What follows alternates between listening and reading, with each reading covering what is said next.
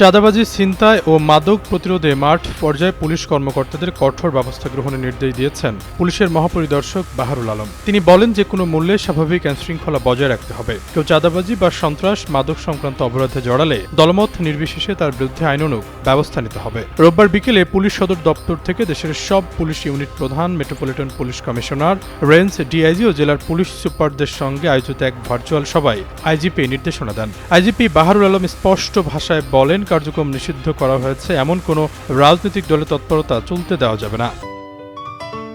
Ceylon টি রপ্তানিতে শীর্ষে। কেউ যদি জনজীবনে বিশৃঙ্খলা সৃষ্টির চেষ্টা করে তবে ছাড় না দিয়ে কঠোরভাবে আইন প্রয়োগ করতে হবে। মহাসড়কে ডাকাতি প্রতিরোধে হাইওয়ে পুলিশকে বিশেষ নির্দেশনা দিয়ে আইজিপি বলেন, যে কোনো মূল্যে মহাসড়কে ডাকাতি বন্ধ করতে হবে। এক্ষেত্রে হাইওয়ে পুলিশের পাশাপাশি জেলা পুলিশকেও সমন্বিতভাবে কাজ করা এবং কার্যকর প্রতিরোধ ব্যবস্থা নেওয়ার নির্দেশ দেন তিনি। সভায় পুলিশ সদর দপ্তরের সংশ্লিষ্ট অতিরিক্ত আইজিপিরা উপস্থিত ছিলেন।